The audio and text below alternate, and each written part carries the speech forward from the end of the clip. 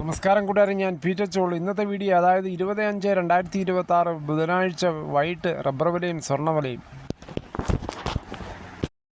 ഇന്നത്തെ സ്വർണ്ണവില നോക്കുമ്പോൾ 22 ക്യാരറ്റ് വേണം 14,515, ഒരു പവന് 1,16,120. അതുപോലെ 24 ക്യാരറ്റ് വേണം 15,835, ഒരു പവന് 1,26,680.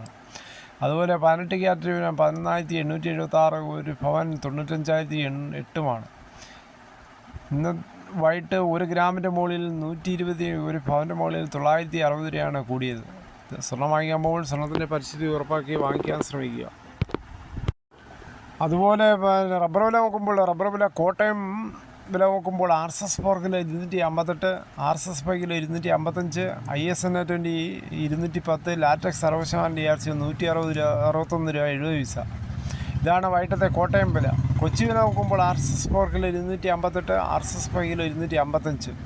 ഒട്ടുപാൽ നോക്കുമ്പോൾ 80% DRC ഒട്ടുപാൽ കിലോ 156, 60% DRC ഒട്ടുപാൽ കിലോ 117. വിദേശ വില നോക്കുമ്പോൾ ബാങ്കോക്ക് RSS 4 കിലോ 276 രൂപ 85, RSS 5 കിലോ 276 41. അഗർത്തല വില നോക്കുമ്പോൾ RSS 4 കിലോ 257, RSS 5 കിലോ 244. ഇതാണ് വൈകിട്ടത്തെ റബ്ബർ വില.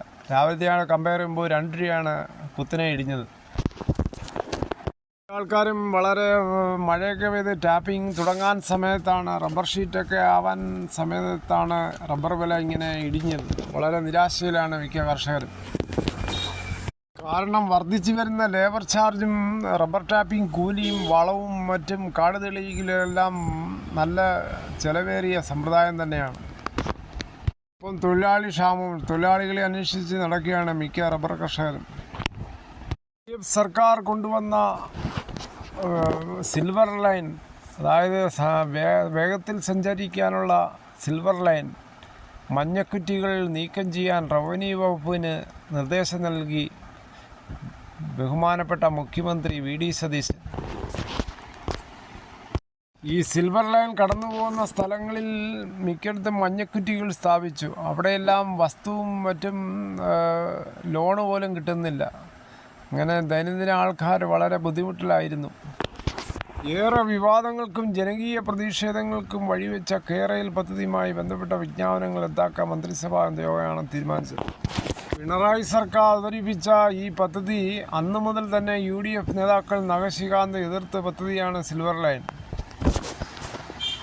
പ്രതിപക്ഷ നേതാവായിരുന്ന കാലത്ത് കേരയിൽ യുദ്ധസമരങ്ങൾക്ക് മുൻനിരയിൽ നിന്ന് നേതൃത്വം നൽകിയ വ്യക്തിയാണ് ഇപ്പോൾ നിലവിലെ മുഖ്യമന്ത്രി VD സതീശൻ. നിയമസഭയിലും പുറത്തും പദ്ധതികൾക്കെതിരെ ശക്തമായ നിലപാടുകൾ അദ്ദേഹം ഉയർത്തിയിരുന്നു.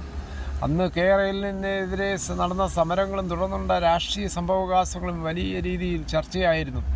ഇപ്പോൾ അധികാരത്തിൽ വന്നപ്പോൾ ഈ പദ്ധതി പാടെ ഉപേക്ഷിക്കുകയാണ്.